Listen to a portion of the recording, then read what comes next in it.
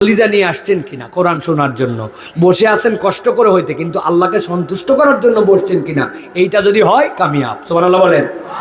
তাহলে আলোচনায় ঢুকবো। সংক্ষিপ্ত সময়ে আপনাদের কাছে নির্ধারিত বিষয়ে একটা কথা বলে আমরা শেষ করব। আমরা বিশাল দীর্ঘ সময় কোনো কথা বলবো না। এই জন্য আজকে আমি চিন্তা করছি আপনাদের কাছে একটু ব্যতিক্রম একটা বিষয়ে আপনাদের কাছে একটু কথা বলতে চাই, একটা বার্তা দিতে চাই। বার্তাটা হচ্ছে, এই দুনিয়াতে আমরা আল্লাহ রাব্বুল আলামিনের প্রিয় হতে চাই, আল্লাহ রাব্বুল আলামিনের কবুলিয়াত চাই, কিন্তু আমাদের জীবনে অপরাধের কোনো শেষ নাই।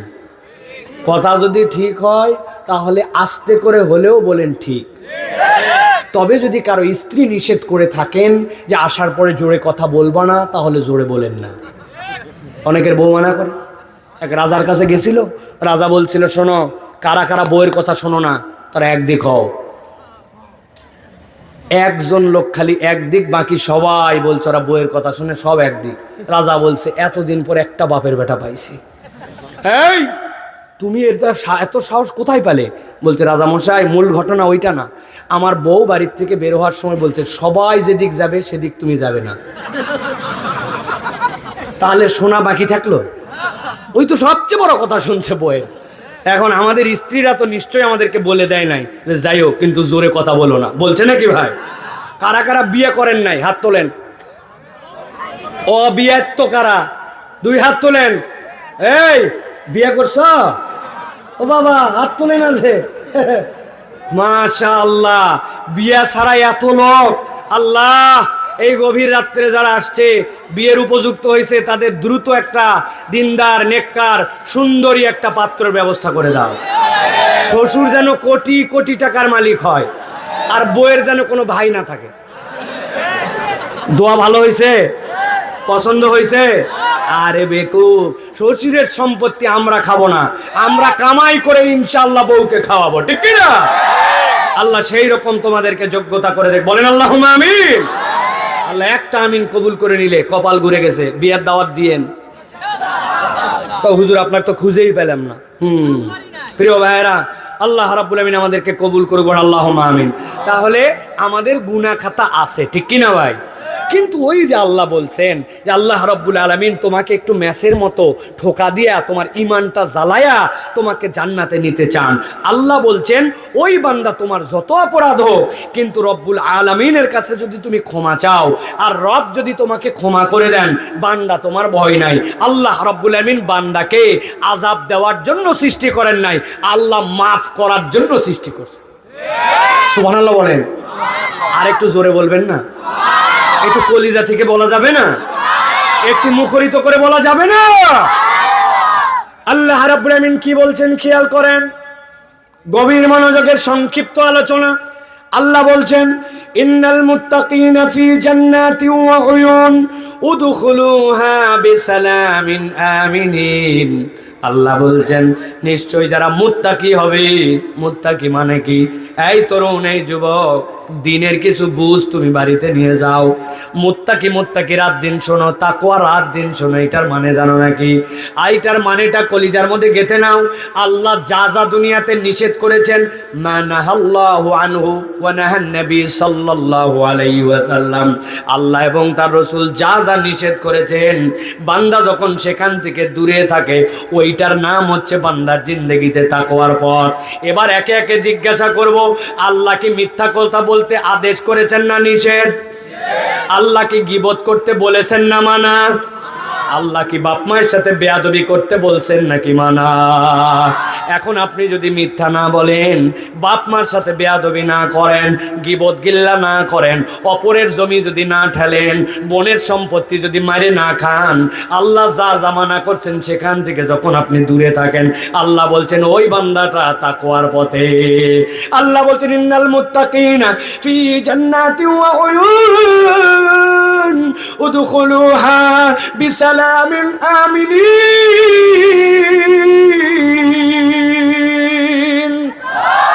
আমার আল্লাহ বলছেন একবার যদি কেউ তাকওয়ার পথে যায় আল্লাহ তাকে ডাক দিয়ে বলবেন উদখুলুহা বিসালামিন আমিনিন, তুমি আল্লাহর পক্ষ থেকে নিরাপত্তার শান্তির সহ জান্নাতের মধ্যে ঢুকে যাও। এখন এই জান্নাতে আমি যেতে চাই, জিজ্ঞাসা করতে চাই ওই জান্নাতে যাওয়ার সময় যদি গুনার পাল্লা ভারী হয় জান্নাতে কি যাওয়া যাবে? একসাথে বলেন যাবে। আমার আল্লাহ রাব্বুল আমিন বলছেন ভালো করে শোনো, আফালা ইয়াতুবুনা ইলাল্লাহি ওয়া ইস্তাগফিরুনাহু ওয়াল্লাহু গফুরুর রহিম। ও আমার কলিজার বান্দারা, আমি তোদের কাছে জানতে চাই তুই কি ফেরত আসবি না? আফালা ইয়াতুবুন, তুই কি তোর রবের কাছে ফেরত আসবি না? আল্লাহ বলছেন ওয়া ইস্তাগফিরুনাহু, আর তোর রবের কাছে কি একটু ক্ষমা চাইবি না? আল্লাহ বলতেছেন জেনে রাখ, একবার যদি তুই রবের কাছে ফেরত আসিস আর রবের কাছে ক্ষমা চাস, আল্লাহু গফুরুর রহিম, তোর রবকে তুই দয়াময় ক্ষমাশীল হিসাবে পেয়ে যাবি। বান্দা তোর অপরাধ কত, তোর গুনাহ কত, কত পাপ তুই করছিস গোপনে, কত পাপ করছিস কেউ দুনিয়ায় জানে না। আজকে সকাল থেকে তোর আমলনামায় পাপগুলা যদি নিয়ন সাইনের মতো কপাল দিয়ে লেখা হয়ে যেত, বান্দাকে থুতু দেওয়ার জন্য কেউ যেত না, জুতা মেরে বিদায় করে দিত। মুরব্বী, তোমার দেখছি দাড়ি পাকা, কিন্তু তোমার সামনে দিয়ে একটা মহিলা চলে যাওয়ার পরে তোমার দিলে যা যা উদয় হয়েছে বাহিরে দেখা যায় না, কিন্তু এই খবর আল্লাহ জানে কি না? আমার আল্লাহ বলতেছেন এই জন্য বান্দা আমি তোমাকে বললাম কুলিয়া ইবাদিয়াল্লাযীনা আসরাফু আলা আনফুসিহিম লা তাকনাতু মির রাহমাতিল্লাহ। ও আমার বান্দা, যত অপরাধ তুই করে থাকিস না কেন, যত বাড়াবাড়ি করিস না কেন, আসরাফু মানে তুই বাড়াবাড়ি করছিস। আল্লাহ যা করতে বলে নাই হেডাম দেখায়া পণ্ডিতি দেখায় তুই বাড়াবাড়ি করছিস। আমার আল্লাহ বলছেন যতই বাড়াবাড়ি কর আর যতই তুই অবাধ্যতা কর, লা তাকনাতু মির রাহমাতিল্লাহ, আল্লাহর রহমত থেকে নিরাশ হোস না। ইন্নাল্লাহা ইয়াগফিরুয যুনুবা জামিআ, ইন্নাল্লাহা হুয়াল গফুরুর রহিম। আল্লাহ বলছেন তোর গুনাহ কত আল্লাহ সব ক্ষমা করে দিতে পারেন, জন্য আল্লাহ গফফার। সুবহানাল্লাহ। তাহলে আমাদের মাপ পাওয়ার সুযোগ আছে না নাই? কথা বলতে হবে, আছে না নাই? 40-এর নিচে যারা তারা বলো আছে না নাই? আল্লাহ এবার বলছেন নবীজি আপনি এবার জানান রব্বুল আলামিনের কাছ থেকে বার্তা নিয়া বান্দা যদি ক্ষমা পেতে চায় অনেক উপায় আছে, কিন্তু আমি কোরআন সুন্নাহর আলোকে আপনাদের কাছে বলতে চাই একটা বান্দা যদি ক্ষমা পেতে চায় তাহলে তার জন্য কমসে কম 5টা উপায়। একসাথে বলবেন উপায় কয়টা? মহিলারা আওয়াজ শুনতেছে? হ্যাঁ শুনতেছে? আওয়াজ শুনতেছে না। মহিলারা কি করে জানেন? আসছে, আসার পরে দেখে একটা ছোট বাচ্চা, তারপর মাইক জিজ্ঞাসা করছে কে তুই রে? বলছে আমি তসলিমা। তোর ছোট দেখছি, তোর বেটি হচ্ছে। এই যে গল্প জুড়িছে তসলিমার বেটির সাথে ওয়াজ খেতাপুরি আছে কি না? এমন গল্পের গল্প ওয়াজের সাথে ওনার কোনো সম্পর্ক নাই। মা বোনেরা এইরকম হলে চলবে না। শীতের রাত, কঠিন রাত, এই রাত্রে আল্লাহর জন্য আসছেন, ওয়াজগুলা অন্তত বাড়িতে নিয়ে যাওয়া লাগবে, ঠিক না? বগুড়া অঞ্চলে আরেকটা কালচার আছে, আমি এখন পর্যন্ত এই জন্য বলি এই এলাকার ওয়াজ আমি শিখি নাই, কারণ এই এলাকার ওয়াজ ভিন্ন। খানিকক্ষণ গজল, খানিকক্ষণ গরম, খানিকক্ষণ নরম, এরপরে খানিকক্ষণ কৌতুক, খানিকক্ষণ বিনোদন, খানিকক্ষণ আজান। বাড়ির যাওয়ার পরে বলছে একটা বক্তা আসছিল ফাটে ফেলছে। কি করছে? বউ জিজ্ঞাসা করছে কি ফাটালো? বলছে তা বলতে পারবো না, কিন্তু ফাটাছে। এই ফাটাফাটি বক্তা আমি না, এই জন্য আমার কথা আপনারা বেশি পছন্দ করেন না আমি জানি, কিন্তু আস্তে আস্তে আমাদেরও শ্রোতা তৈরি হচ্ছে কিনা, আছে না ভাই? ইয়াংরা এখন বুঝতেছে যে এটা আসলে রঙ্গমঞ্চ নয়, এখান থেকেও একটা বার্তা নিয়ে যেতে হবে। এই জন্য আল্লাহর দয়ায় আমাদেরও শ্রোতা তৈরি হচ্ছে, ঠিক কিনা? ভালো করে খেয়াল করেন তাহলে, একসাথে বলতে হবে। এবার হাতগুলা নিচের দিকে নামান, 5টা আঙ্গুল এরকম করে রেডি করেন। আমি জিজ্ঞাসা করব আল্লাহর কাছে ক্ষমা লাভের উপায় কয়টা? হাত তুলে বলবেন 5টা। কয়টা? সব হাত ওঠে নাই, হাত নামান, একসাথে সবাইকে উঠান লাগবে। আল্লাহর কাছে ক্ষমা লাভের উপায় কয়টা? আরেকটা চান্স দিলাম মা বোন সহ। কি হলো ভাই? কিসের অসুখ আন্দাজ? ভালো হয়ে যাবে ইনশাল্লাহ। কিসের অসুখ আন্দাজ? একসাথে হাত তুলতে পার না মান। আমার চোখ কিন্তু সাংঘাতিক, যদিও আমার অ্যাক্সিডেন্টের পরে এই চোখের উপর দিয়ে বিরাট ঝড় গেছে, এটা পুরো আলাদা হয়ে গেছিল। আল্লাহ আবার এত দ্রুত ভালো করে দিয়েছে, আলহামদুলিল্লাহ। এই জন্য একসাথে সবাই হাত তুলবেন। আবার লাস্ট চান্স দিলাম, আল্লাহর কাছে ক্ষমা লাভের উপায় কয়টা? আরেকবার দিলাম শেষ চান, হাস নামান কয়টা? এটা বলতেছি কি জন্য ভাই, রাগ করেন না, এই ওয়াজটা যেন বাড়ির যায়, এই জন্য এত পরিশ্রম। তাছাড়া এত পরিশ্রম করে ওয়াজ করা লাগে না। এক নম্বরে কবির মনোযোগ, খেয়াল করেন। এক নম্বরে আল্লাহর কাছে ক্ষমা লাভের জন্য আল্লাহ বলছেন, বান্দা তোমার শর্ত নম্বর 1, ঈমান এবং তোমার জন্য নেক কাজ লাগবে। 1 নম্বরে ঈমান ও নেক কাজ। বলেন আরেকবার, বলেন আরেকবার, বলেন।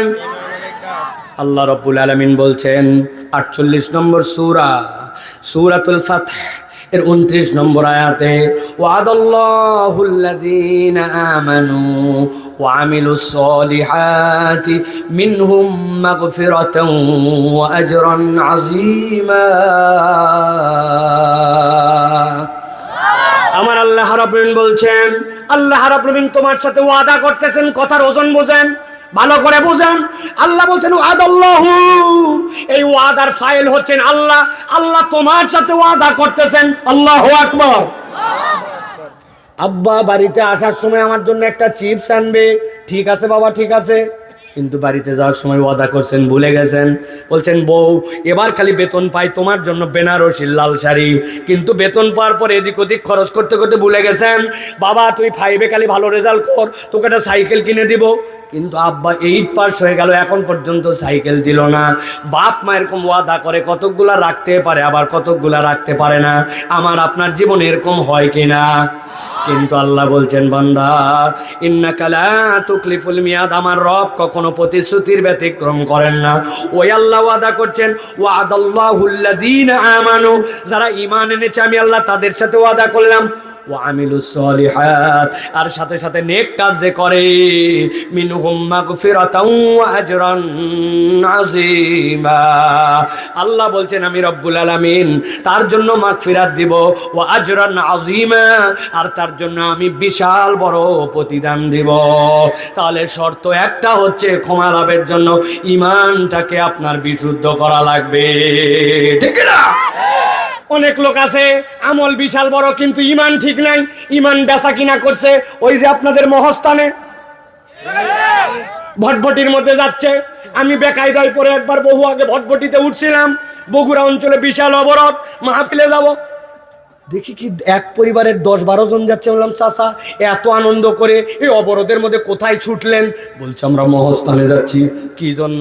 বলছে এই যে আমার নাতি ছেলে কথা বলতে পারে না। আমি বললাম ওখানে বড় ডাক্তার আছে নাকি? বলছে না রে বাবা, আমার বেটার বউ মান্নত করছে 21 কেজি ক্ষীরের পায়েস, ওই পায়েস দেওয়ার জন্য যাচ্ছি। আমি বললাম এটা দিলে কি হবে? বলছে নাতি কথা বলবে। বললাম সাংঘাতিক ব্যাপার তো, মহস্থানে ক্ষীর দিলে নাতি কথা বলে কি জন্য? তার মানে কি মহস্থানের আউলিয়া কথা বলায়? বলছে ধুরু পাগলা চ্যাংরা, মহস্থানের আউলিয়া কথা বলাবে কেন? উনি বড় আল্লাহর ওলি। বললাম আমিও তো স্বীকার করি উনি বড় আল্লাহর ওলি। বলছে উনার কাছে যায় মান্নত দিলে উনি খুশি হয়, উনি খুশি হলে আল্লাহ খুশি হয়। আল্লাহ দেয় কিন্তু একটু বাবা মহস্থানের মাধ্যম দিয়ে দেয়। আপনার যদি এই ঈমান থাকে, আপনার ঈমান আর আবু জেহেলের ঈমানে পার্থক্য নাই। ভালো করে বোঝেন, আগে কথা অর্ধেক বুঝবেন না, ভালো করে বোঝেন। আবু জেহেলকে জিজ্ঞাসা করছে আম্মাই ইয়ামলিকু সামা ওয়াল আবসার, এই আবু জেহেল তোর চোখ দিছে কে, তোর কান দিছে কে? বলছে সায়াকুলুন আল্লাহ, আল্লাহ দিছে আমাকে। বলছে তাই নাকি? তাহলে এবার জিজ্ঞাসা করি তো মাইয়ারযুকুকুম মিনাস সামাই ওয়াল আরদ, আসমান জমিন থেকে আবু জেহেল তোরে রিজিক দেয় কে? বলছে আল্লাহ দেয়। তো তাহলে লাত উজ্জা মানাত হবলের কাছে যে যাও, কেন তুমি লাতের কাছে যাও, হবলের কাছে যাও, মানাতের? ও ঠেকানোর জন্য জিজ্ঞাসা করছো? তাহলে উত্তর শোনো। আল্লাহ জুমারের মধ্যে বলতেছেন, সূরা জুমারের মধ্যে, লিয়ুকাররিবুনা ইলাল্লাহি যুলফা, লাত উজ্জা হবল মানাত কিচ্ছুই করতে পারে না। আমরা যাই এই জন্য, লাত আল্লাহর প্রিয়, ওর কাছে দিলে ও খুশি হয়, ও খুশি হলে আল্লাহ দেয়। মানাত আল্লাহর প্রিয়, অসুস্থ হলে তার কাছে মান্নত দিলে সে খুশি হয়, সে খুশি হলে আল্লাহ খুশি হয়। আল্লাহ ভালো করে লাতের মাধ্যম দিয়ে, মানাতের মাধ্যম দিয়ে, হবলের মাধ্যম দিয়ে। আল্লাহ বলছেন যতই বলো, আল্লাহ রিজিক দেয়, আল্লাহ খাওয়ায়, আল্লাহ পড়ায়, তোমার ঈমান হয় নাই, ওয়াহুম মুশরিকুন।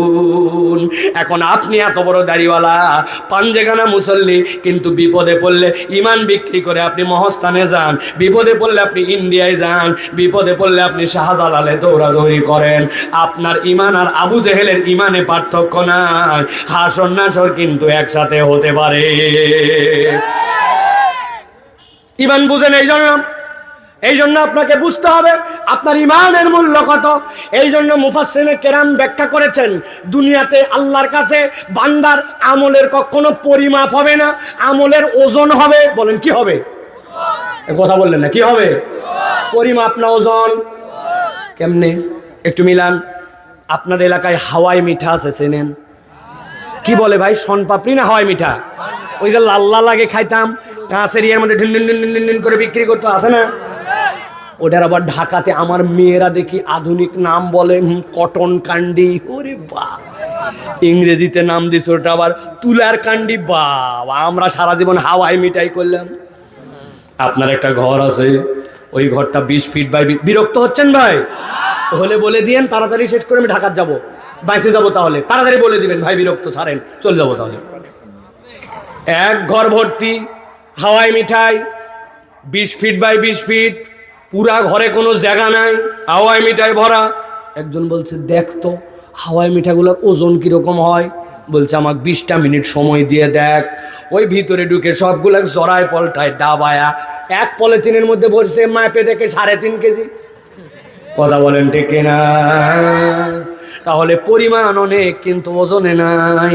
কিন্তু আল্লাহ বলছেন আমল কম হলেও তোমার ওজনটা যেন ভারী হয়। এই জন্য মুহাদ্দিসিনে কেরাম বলছেন, আমলে যদি ওজনে ভারী করতে হয়, তাহলে আপনার আমলের সাথে 3টা জিনিস লাগবে। কয়টা? জোর হলো না, আর একটু জোরে। 3টা জিনিস লাগবে। 1 নম্বর হচ্ছে বিশুদ্ধ ঈমান। 1 নম্বর কি? বিশুদ্ধ ঈমান। 2 নম্বরে লাগবে ইখলাস। আপনি কার জন্য আমলটা করছেন, এইটা আপনাকে ডেডিকেশনটা আল্লাহর জন্য উৎসর্গিত করতে হবে। সবাই আশপাশে উমরা করে ফেললো, আল্লাহ আমার কম টাকা দেয়নি, এখন পর্যন্ত উমরার যাবা পারলাম না, লোকে কি বলবে, লোকে কি বলবে জন্য উমরা করছি। সামনে একটু নির্বাচনে দাঁড়ানোর সম্ভাবনা আছে, মেয়র না, তার জন্য কি বলে মেম্বার। এই জন্য একটু আসরের নামাজ 2 মসজিদেই সমান সমান পড়ে। এক জায়গায় 4:45, একটা 4টায় নামাজ, কোনোটাই বাদ দেয় নাই। ওটা কি আল্লাহর জন্য না মেম্বার হওয়ার জন্য? দাড়িটা সুন্দর করে একটু রাখছে, এদিক দিয়ে স্টাইল। লোকজন বলছে কি ব্যাপার দাড়ি? বলছে এটা ঈদ উপলক্ষে, এটা দাড়ি না, এটা স্টাইল আছে না। তাহলে কি বোঝা গেল? আপনি আল্লাহর জন্য যদি ইখলাস না থাকে আপনার আমলে, লোক দেখানো যদি হয়, জুম্মার দিনেও মসজিদে আসলু না, এই কথা শোনার ভয়ে জুম্মার দিনে একটু মসজিদে যায়, ওটা আল্লাহর জন্য যায় না, দিলের থেকে যায় না, আপনার এই আমল ওজন হবে না। 3 নম্বরে লাগবে ইতাআতুন নববী। ভালো করে এই ছেলেরা এদিক ওদিক তাকায় না, কথা বুঝো, এগুলো ভার কথা, সহজ করে বুঝাচ্ছি জন্য সহজ লাগতেছে। 3 নম্বরে লাগবে আপনার আমলের সাথে ইতাআতুন নবী। নবীর অনুকরণ না থাকলে ওই আমল আল্লাহর কাছে কবুল হবে না, ঠিক কিনা? বুঝে বলেন ঠিক কিনা? আরেকবার বলেন ঠিক কিনা? এতবার এমনি এমনি বলাই নাই, আমার প্রত্যেকটা কথার পিছনে কারণ আছে। বলছি তো অনেক জোরে ঠিক, কিন্তু 2টা উদাহরণ দিয়ে বুঝাবো ঠিকই আসি না ব্যাঠিকে আসি বলবো। আপনাদের এলাকায় জুমার নামাজে মুসল্লি বেশি না ঈদের নামাজে? এবার বলেন তো, আপনার এলাকায় ঈদের নামাজে আজান হয়, একামত, নবীজির সময় লোকজন কম হতো, এই জন্য ওইদিকে আজান লাগতো না। এখন আমাদের বগুড়ায় কত বড় কমিউনিটি, এই জন্য আগামী থেকে এই রোজার ঈদ থেকে আমরা ঈদের দিনে আজান দেব আর একামত দিয়ে নামাজ পড়বো। রাজি? কেন রাজি না? আজান দেওয়া খারাপ নাকি? বলবে হুজুর এগুলো আলগা মারেন না, নবীজির সময় যা ছিল না, আপনি কোত্থেকে আজান একামত ঈদের নামাজ আনলেন? কথা ঠিক কিনা? আচ্ছা ঠিক আছে, এই সাবজেক্ট বাদ দিলাম। নবীজি সাল্লাল্লাহু আলাইহি সাল্লাম মাসুম ছিলেন, সাহাবায়ে কেরাম আদুল ছিলেন, নবীজির গুনাহ নাই। সাহাবায়ে কেরাম তো আল্লাহর পছন্দনীয় মানুষ, তাদের গুনাহ খাতায় নাই। উনারা জুমার দিনে এই জন্য নামাজের মধ্যে সিজদা দিতেন দুইটা। আপনাদের কাছে জিজ্ঞাসা করব, সিজদা দেওয়া ভালো না খারাপ? একটু আস্তে বলেন, ভালো না খারাপ? আমাদের গুনাহ কম না বেশি? সাহাবীদের তুলনায় আমাদের গুনাহ বেশি, আবার সিজদা দেওয়া ভালো কাজ। আগামী জুমার থেকে ইনশাআল্লাহ আমরা এক এক রাকাতে 4টা করে সিজদা দিব। বলেন আল্লাহুম্মা আমিন। দিবেন আপনারা? কেন? সিজদা দেওয়া খারাপ নাকি? দিলে কি হবে? এই চ্যাংড়া প্যারা, সিজদা দেওয়া খারাপ? দিলে কি হবে? না হুজুর, আলগা মারেন না রাত্রে বেলা। নবীজি যা করে নাই আপনি করতে আইছেন, এক রাকাতে 4 সিজদা মারাতে নামেন, ঠিক না? যেই মানুষ 4 সিজদা দিবে না, রমজানে আজান দিবে না, একামত দিবে না, ওই মানুষই আবার নামাজের পরে ইমাম সাহেব আসসালামু আলাইকুম ওয়া রাহমাতুল্লাহ, আসসালামু আলাইকুম ওয়া রাহমাতুল্লাহ, এই যে একটু মিনমিন মিনমিন করে মারে দিছে, ও বলছে এটা তো নবীজি 23 বছরের জিন্দেগিতে জীবনেও করে নাই। নবীজি দোয়া পড়তেন, তাসবিহ পড়তেন, আজকার পড়তেন, এরপরে দোয়া করতেন, কিন্তু মুসল্লি নিয়ে একসাথে এটা করে নাই। অতএব এটা নবীর তরিকার মধ্যে নাই। আমার তো আমলে ওজন বাড়ানো লাগবে, অতএব এই আমল করব না। কি বললে? এই আমল করবে না? কোথার থেকে ইমাম আসছে এটা? আগের হুজুর বোঝেনি, বড় হুজুর বুঝতো না। তুই না থাকলে ইমামের অভাব নাই, বার কর। কথা বলেন। যেই লোক 4 সিজদা দিবে না, ওই লোক আবার ওই বেদাতের পিছনে কারণ খোঁজে। এইরকম মুসলমান এলাকায় আছে কিনা? কারা কারা আছেন হাত তোলেন। ও বাবা, আল্লাহর ওলির বাগান। অনেক মুরব্বী আছে, বলতে সাহস করতেছে না, কিন্তু এখনই ভিতরে ভিতরে বলতেছে এই বক্তা খান শেখে রে, দেখাচ্ছি থাম কালকে ফজরের পর। আছে কিনা? নবীর তরিকা ওনার ভালো লাগে না, আবার মনে করে তার আমল ওজনে বাড়াবে। হিসাবটা এত সোজা নয়। অতএব ঈমান লাগবে, ইখলাস লাগবে, আর আপনার আমলটা ওজনে বাড়ানোর জন্য নবীর পদ্ধতিতে হওয়া লাগবে। ঠিক না? ঠিক বলছে। অনেক বয়স হয়ে গেছে এখনো দাড়ি রাখে নাই। এই কেন দাড়ি রাখো না? বলছে আনস্মার্ট লাগে। বাবা, আপনি দাড়ি রাখলে আনস্মার্ট লাগে, এই কথার ভাক্কা বুঝছেন কোথায়? ধাক্কা মারছে। নবীর দাড়ি ছিল, সকল সাহাবীর দাড়ি ছিল, আর আপনি আপনার দাড়ি রাখলে আনস্মার্ট লাগে যদি বলেন, আপনি আপনার নবীকে ক্রিটিসাইজ করার কারণে আপনার ঈমান চলে যেতে পারে। ঠিক না? তুমি নানান অজুহাত খুঁজতে পারো, কিন্তু কখনো বলতে পারো না দাড়ি রাখলে আনস্মার্ট লাগে। অনেকে বলছে হুজুর আমার সামনে বিয়ে, তো যার সাথে বিয়ে ধরছে ওই মেয়ে আবার দাড়ি পছন্দ করে না। যদি তোমার বউ, হবু বউ দাড়ি পছন্দ না করে, ওই মহিলাকে বিয়ে করা জায়েজ নাই। ভালো করে আগে বুঝে নাও, ওই মহিলাকে বিয়ে করা তোমার জায়েজ নাই। ঢাকা বিশ্ববিদ্যালয়ের এক স্যার এক ছেলের একটু ফুকু দাড়ি, তাকে বলছে তোর ছাগল, তোর দাড়ি দেখে তো ছাগল ছাগল লাগে। কি বলছে? দাড়িকে ছাগল ছাগল বলে টিটকারি করছে। ওই ছেলে আবার সো স্মার্ট, সে বলছে you are absolutely right sir, আপনি যা বলছেন অ্যাগ্রি, ফুললি অ্যাগ্রি। বলছে বাবারে আমি চেতানোর জন্য বললাম, এখন তো দেখি সে আবার অ্যাগ্রি বলতেছে। এক তো খেপানো গেল না, বলতেছে স্যার আমার যা আপনি তো তাই বলছেন, কিন্তু আমার একটা কথা আছে, সাহস দিলে আপনাকে বলতে চাই। বলছে বল বাবা বল, কি কথা? বলে আমার ছাগলের মতো দাড়ির জন্য আমাকে ছাগল ছাগল লাগে, কিন্তু আপনাকে দেখতে কুত্তা কুত্তা লাগে। কুত্তার মুখে দাঁড়িয়ে আছে, হ্যাঁ তাহলে কুত্তার মতোই তো লাগবে। কথা ঠিক কিনা? অতএব বলবো ভাই, ছোট রাখো আর বড় রাখো, আপাতত দাড়িটা অন্তত রেখে দাও। 1 নম্বর, তাহলে আল্লাহর কাছে যদি ক্ষমা চাইতে হয় তাহলে কি লাগবে? 1 নম্বর লাগবে ঈমান এবং নেকামল। বলো কি লাগবে?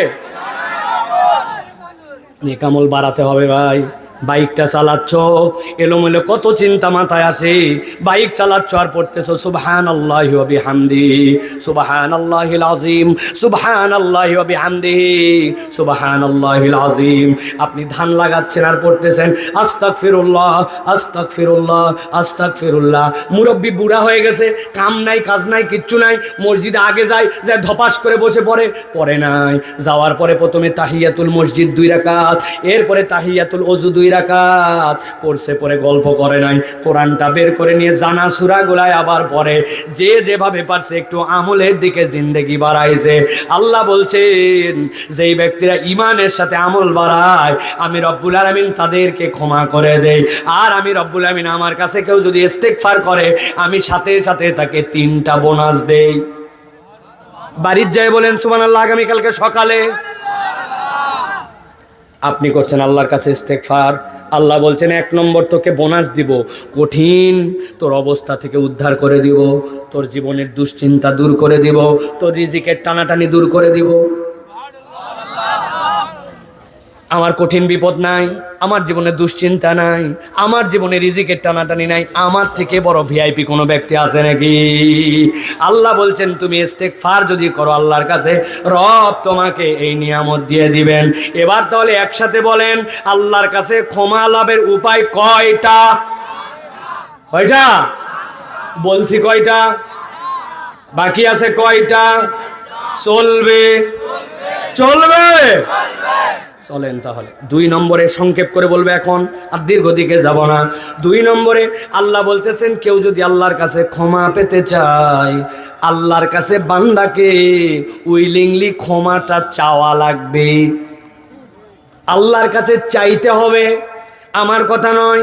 সূরা নিসা 110 নম্বর আয়াত আল্লাহ বলছেন ওয়া মাইয়ামাল সুআন আও ইয়াজলিম নাফসাহু সুম্মা ইয়াস্তাগফিরিল্লাহ ইয়াজিদিল্লাহ গফুরার রহিমা।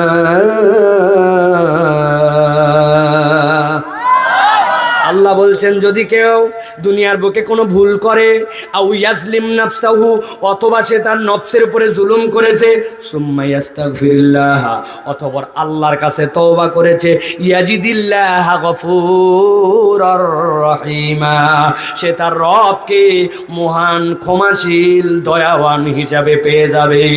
তার মানে বোঝা যায় আল্লাহর কাছে আপনাকে সরি বলা লাগবে, ঠিক না?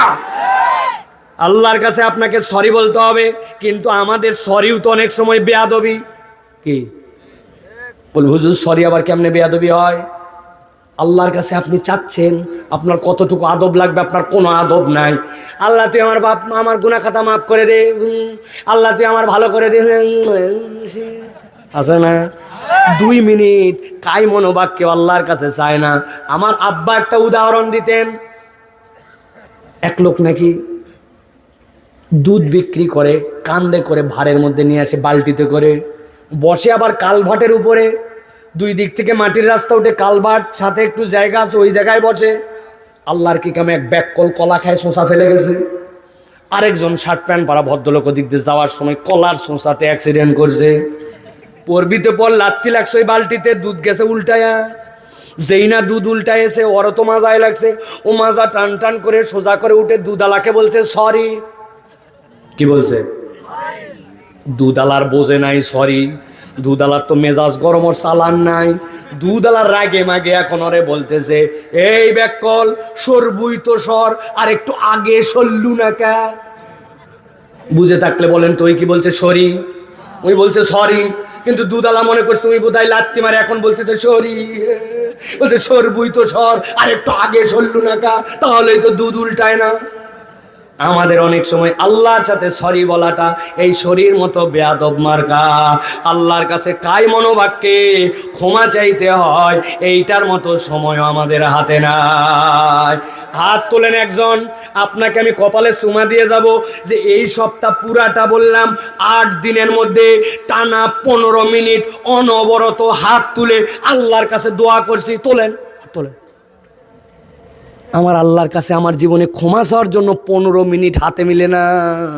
অনেকে আবার আপসেট হয়ে গেছে এই কথা শুনে যে হুজুর আল্লাহর কাছে বলার মতো তো 15 মিনিটের সাবজেক্টই নেই। কি কি বলবো, কিন্তু আমি একটু ধরাই দেই। আপনার বগুড়া অঞ্চলের সিএনজি আলা, বগুড়া অঞ্চলের বাসের হেল্পার, বগুড়া অঞ্চলের মাটি কাটালোক, বগুড়া অঞ্চলের পশ্চিমা, বগুড়া অঞ্চলের দোকানদার, মুদিখানার দোকানদারের কর্মচারী, তাদের জন্য কোনোদিন দোয়া করছেন? সিএনজি আলার জন্য দোয়া করবো কেউ কি আমার ভাই হয়? কিন্তু আল্লাহ যে সিএনজি চালায় তাকে হেদায়েত দাও। আল্লাহ যে বাসের ড্রাইভার হেল্পার অধিকাংশই নেশাখোর হয়ে যাচ্ছে, নামাজ কালাম পড়ে না, ওদেরকে হেদায়েত দাও। আল্লাহ মুদিখানার দোকানদার, ও তো আল্লাহ তোমার দিক থেকে গাফেল হয়ে দোকান খোলায় রাখে, জোহর আসর নামাজে যায় না, আল্লাহ তাকে হেদায়েত দিয়ে দাও।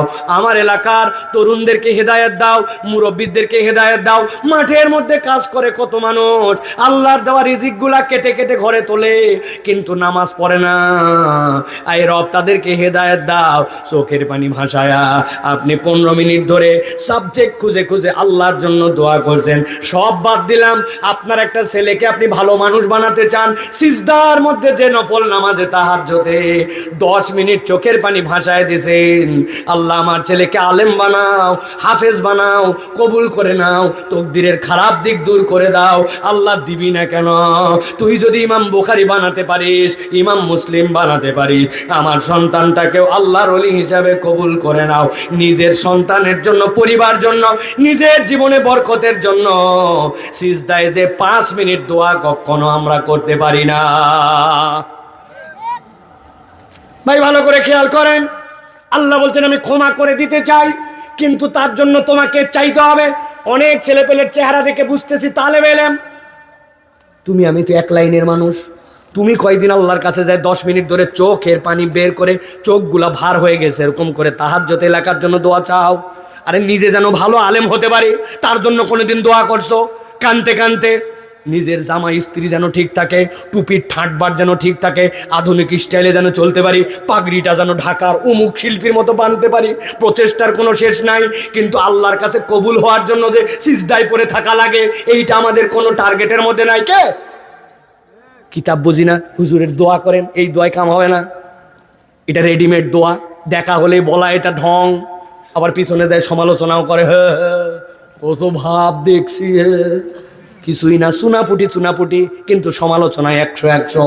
খবরদার, নিজের জীবন বদলাইতে চাইলে অপরের সমালোচনা নয়, আগে নিজের আত্মসমালোচনা লাগবে। আমার কথা আপনার নাও পছন্দ হতে পারে, কিন্তু আমি আপনার ভাই হিসেবে কথা বলতেছি, বক্তা হিসেবে না। আপনি যদি আল্লাহর কাছে ক্ষমা চান তাহলে রব্বুল আলামিন আপনাকে ক্ষমা করবেন। ভাই আরেকটু বলবো ভাই? অবশ্যই। 3 নম্বরে আল্লাহ বলতেছেন যদি আল্লাহর কাছে ক্ষমা চাও, যদি আল্লাহর কাছে ক্ষমা ভিক্ষা চাওয়া নিমান এবং নেকামল করো, 3 নম্বর তোমার দায়িত্ব হচ্ছে তুমি যদি আল্লাহর কাছে কবুল হতে চাও তাহলে রব্বুল আলামিনের কাছে তুমি তওবা করো। কথা হলো তওবা আবার কি জিনিস? তওবার 2টা মানে মনে রাখবেন, একটা হচ্ছে ফেরত আসা আর একটা হচ্ছে ভাঙা সম্পর্ক জোড়া লাগানো। তওবা মানে এরকম কথা নয় পাপ করেই যাব কিন্তু আমার অনুশোচনা নাই। আপনি আল্লাহর কাছে অনুশোচনা করেছেন, প্রতিজ্ঞা করেছেন ভবিষ্যতে করবেন না, আর এখন আল্লাহর কাছে কায় মনোবাক্যে বলছেন এই তওবা যদি কেউ করে আল্লাহ তাকে অটোমেটিক মাফ করে দেন। আল্লাহ কোরআনে বলছেন ওয়া হুয়াল্লাযী ইয়াকবালুত তাওবাতা আন ইবাদিহি ওয়া ইয়াফু আনিস সাইয়্যাত ওয়া ইয়ালামু মা তাফআলুন। 42 নম্বর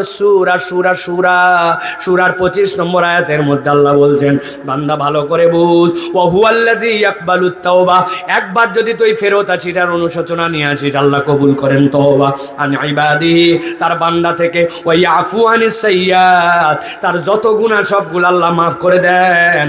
আর আল্লাহ একটা কঠিন কথা বলছেন ওয়া ইয়ালামু মা তাফআলুন, আর তুমি যা করো যা করেছিলে সবগুলার খবর কিন্তু আল্লাহ জানে। খবর কে জানে? আল্লাহ জানে। আপনি ছোটবেলায় কার বড়ই খাই ফেলছেন কিন্তু আপনি জানেন না যে বড়ই খাইছেন কি খান নাই, ভুলেও গেছেন, কিন্তু আল্লাহর কাছে অবৈধ গাছে ঢেল দিয়া ওই বড়ই খাওয়ার হিসাব আল্লাহর কাছে আছে, ঠিক না? প্রিয় ভাইরা, অতএব এটা গেল 3 নম্বর, যে আপনাকে ক্ষমা চাইতে হলে, ক্ষমা পাইতে হলে আল্লাহর কাছে হৃদয় থেকে তওবা করতে হবে। সুবহানাল্লাহ বলেন। একটা আমার কাছে নোটিশ আসছে, যেই কাজ আমি করি না কিন্তু আজকে একটু করতে হবে, সেটা হচ্ছে যে এই কালেকশন একটুখানি আপনাদের সহযোগিতা। আমাদের এখানে একটা প্রতিষ্ঠান হচ্ছে, আপনারা জানেন, এই